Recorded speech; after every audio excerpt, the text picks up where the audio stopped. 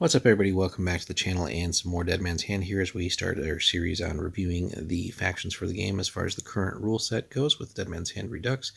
So a couple of these we've covered earlier in the year as we did unboxing, so things like the boys and so on. We won't repeat those. Those already have videos and along with their corresponding unboxings for the factions. Buffalo Soldiers we have not actually gotten to model-wise yet. We're kind of dealing with a backlog on painting, but we're going to review the faction nonetheless because they are one of the exciting factions that have come out now for the game.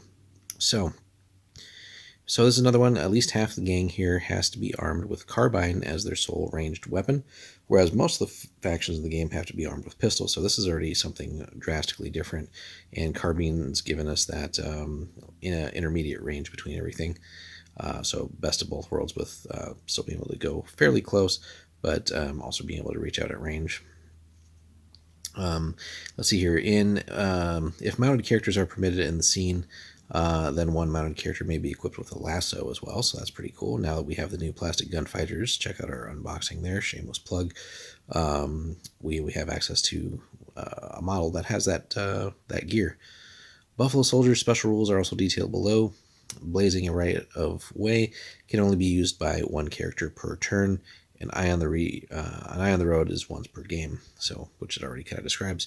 So blazing a right of way. If a Buffalo Soldier uses all three actions to move, they may then remove one under fire marker from the character. So, and it's good that they're at least specifying one character per turn, because really, if you start taking a lot of damage on the crew, you could just start burning turns. Like, hey, we're just going to run and get into better positions to hide, but then also heal from that. But it is cool to have another action here, like a lot of the earlier factions tend to have, where if you do 3 of something, you get to do essentially get like a free other action. So in this case, pretty cool. So a way to heal, basically. An eye on the road is a once per game, so usually these are potent. When taking a quick shot interruption, a Buffalo Soldier firing a carbine may take 2 shots at the activating character rather than normal of 1. That is brutal if used at the correct time. So obviously, and thankfully, just a once per game, but at the right time and with the right modifiers and range, that's definitely going to force opponents to respect when they're engaging your models. Certainly, like if it looks like, hey, you're on your way out, you might as well give that character the once per game and maybe take 2 pot shots back and really cause some serious damage and make the opponent regret shooting at you. They have an interesting set of equipment and everything as well. Sergeant is armed with a sword, which allows him to force an opponent to re-roll their hand-to-hand score. Pretty cool. So the Sergeant, pistol and sword. Corporal is the optional guy, pistol and carbine. The troopers, the base model, carbines or pistols. And then the low-level recruits have to have the carbines anyway. So pretty typical stat distribution here. Although these guys are very much geared towards hand-to-hand, so that is going to be a little different than most of the factions. So the big boss man here, 5, 2 up nerve, +1 shoot, +2 in hand-to-hand. So he is really going to do some damage with that sword. +2 bonus, and then force the opponent to reroll their score. He should win most of his hand-to-hand combats. The optional character, again, the corporal, still that that elite +2 to shooting, but still a base +1 hand-to-hand. And even the regular troopers, no shooting bonus, but still a +1 hand-to-hand. The mids, the corporal and the troopers all have actually 4 hits, so no like drop down there. And then the recruits have an actual -1 to shoot. So again, we want to get into optimal ranges for the carbine, and then maybe take an aim action as well, just to make sure that they're going to contribute in the game. Now, interestingly, one of the few factions that I have seen that actually has no access to a shotgun. So something to take note of as well. You don't have to worry about getting double-barreled at close range.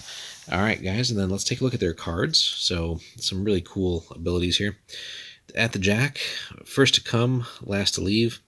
After all initiative cards have been revealed, but before any characters have activated, Buffalo Soldiers player may swap 2 of their own cards they may also swap 2 of the opponent's cards. So really, if you need to control the way that the turn's going to play out, potentially, that is pretty potent. Usually it's just like, hey, you get to swap one of your cards around with another one. Here you can do that for yourself, but also mess with the opponent. And maybe get one of your guys to go first, but you don't necessarily have to make them like use your best initiative card. But then you can also mess with the opponent to maybe drop them below another one of your characters as well in the activation order. So a lot of neat ways you can really mess with the opponent there, and could potentially be used for some interesting sort of double activations. Like maybe you just really got to take one of their characters out, so you do some swaps, and then you got 2 of your guys that will activate before one of theirs that's close by, and hopefully you can just take something out that you need to take out. So definitely one to be on the lookout for. At the Queen's spot, Veterans. Play at the beginning of the turn before any characters activate. Each Buffalo Soldier's character with any under fire markers takes an unmodified nerve test, which, pretty normal nerve distribution there. If they pass, remove an under fire marker. So this is going to be a faction that has an access to a ton of healing. So you got the normal action to remove under fire.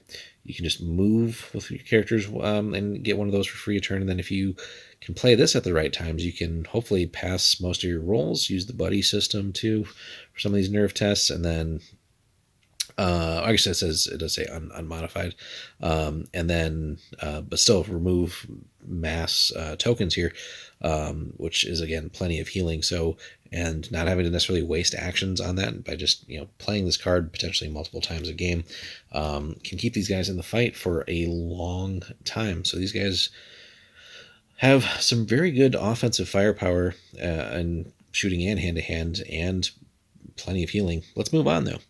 At the King spot, and now what? Play after all Buffalo Soldier characters complete their actions in a turn. Immediately take 1 additional action with any character. This is affected by modifiers as normal.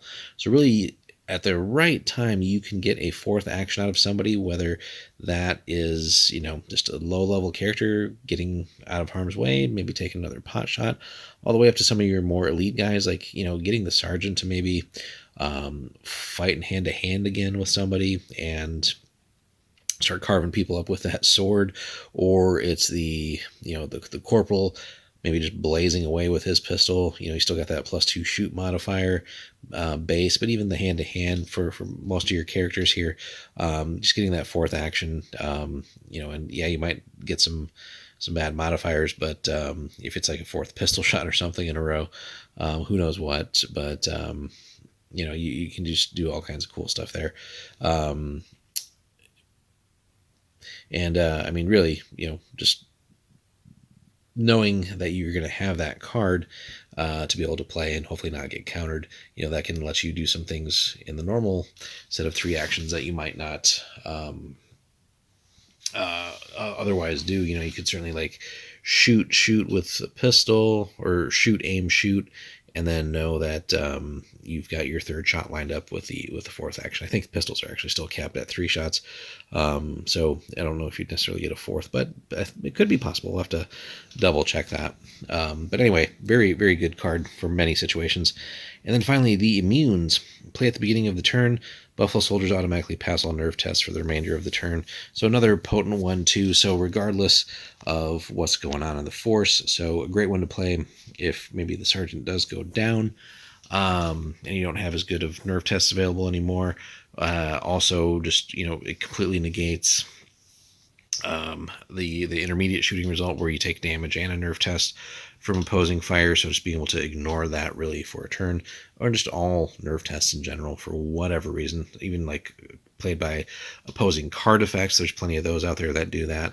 So this is again a really good, no pun intended here, ace in the hole to have. So overall, Buffalo Soldiers are looking super, super strong.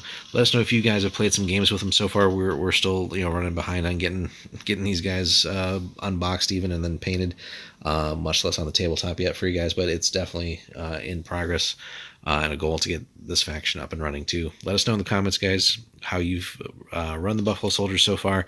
Do you include the corporal or not? Again, we tend to play a lot of just like more competitive play, less so the fancier scenes, but we'll start bringing some of those narrative type battles reports as well, especially now that we're going to be working on some colored pre-painted terrain as well. So anyway, hit us up in the comments, guys. Let us know your thoughts on the Buffalo Soldiers. Thanks so much for watching, and we'll see you in the next one.